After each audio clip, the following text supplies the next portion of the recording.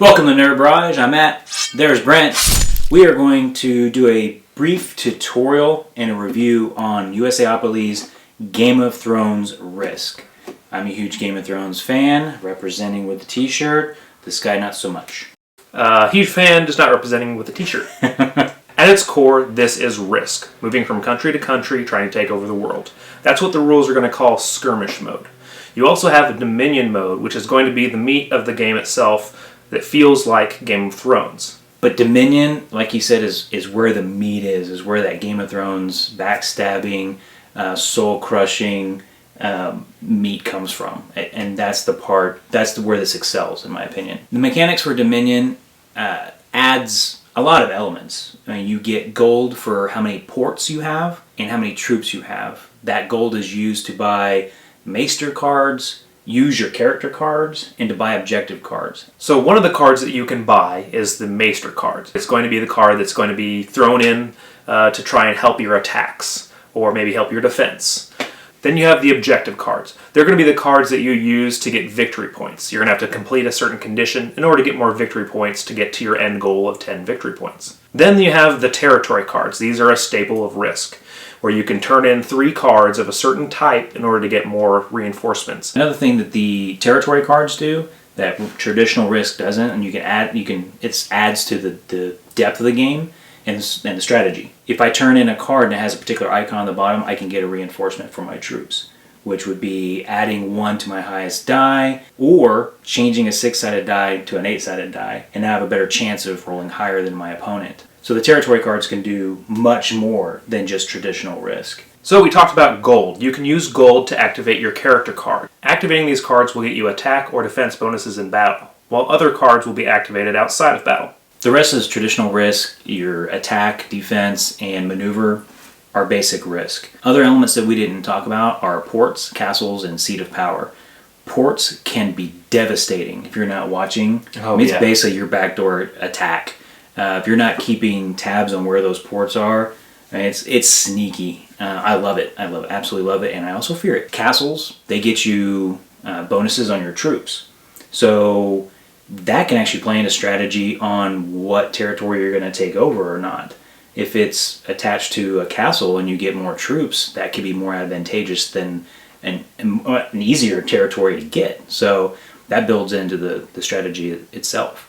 Seat of Power really doesn't change the game too much, other than the fact that you have to still have it by the end of the game to win. So even if you have 10 victory points and you don't have your Seat of Power anymore, then you can't win. I also really enjoy that it's a up to 7-player game because you can pull more people in to play it. Now, with that said, a 7-player game is a very long game. We play with a max of 6, and it still took us 4 or 5 hours. Figure on it, it's consuming your night. I mean, it's Risk times 10. So absolutely. With the 7-player game, you have 2 maps, so you can play both Westeros and Essos, and you can play them together, and the ports connect up, so it's even more sneaky now that you have a whole other continent that you can jump across. If you want to play a 2-player version, then you can just use Essos. That's a brief tutorial. Obviously there's nuances that we didn't really go into, which aren't important. I think we gave you a basic idea of the game and the gameplay.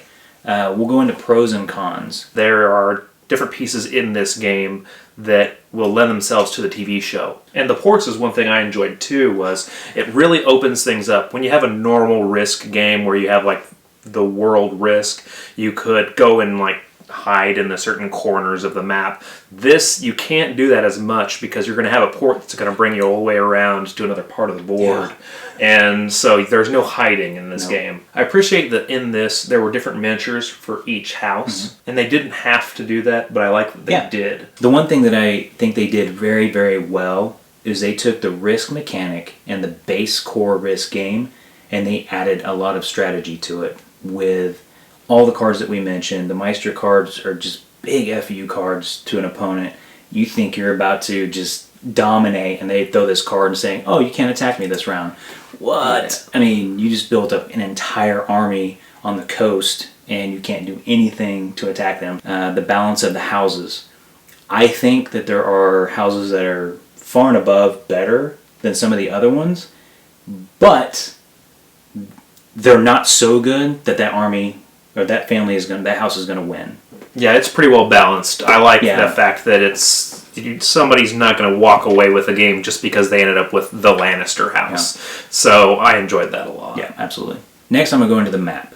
I absolutely love the detail of the map. I mean, it's not just continents cut out, different colors, blah, blah, blah. There's a lot of detail. I mean, you've got mountain ranges, you've got rivers, you've got depth. I mean, it's a really good looking map. But that's going to bring us into our cons as well. Some of the colors are really close together. Play in a well-lit area. Absolutely. The first time I played it was low light, and it was really hard to make those out. The next time I played, and it was brighter light, and it had been the second, third time I played, so I knew where things were. Some of the territory borders also are confusing. Yes, when yeah, you get into where the rivers are, you Yeah. can't quite see where one territory moves into another. So to me, this felt like Risk in Game of Thrones map. So you were still rolling dice for attack and defense, moving your armies around, but it's just a new area to attack and defend. I didn't feel like the cards did much for me. It just felt like they were put in there to add something different. I didn't feel like that changed much how Risk I is don't played. think you played them right. I completely disagree. I thought they did an excellent job with the cards. And the Maester cards, my God, I mean, that's a game changer. It really is. The Maester cards added a ton. The character cards, depending on the family, did add some pretty decent bonuses. One of the houses, I think it was the Lannisters, where you get more territory cards when you take a territory. That you're just building armies way faster than anybody else if you're playing them right. Yeah. So I think it does change the environment of the game. And they give you tons of options, and that's what I really... Oh, yeah. That's one of the things I really enjoy about it. Brent, after all that discussion, would you recommend the game? I would.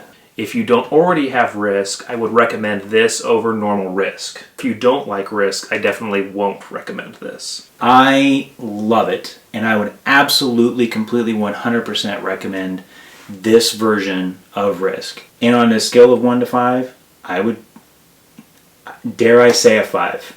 Oh my goodness. Yes. I love the strategy they've built into this game with your ports, with the castles, with the Maester cards, the character cards, the objectives. This just builds Risk to a better game. So if I love Risk at its core, and they put all of this awesomeness into Risk, that's why I put it at a 5. Brent, do you have anything to add?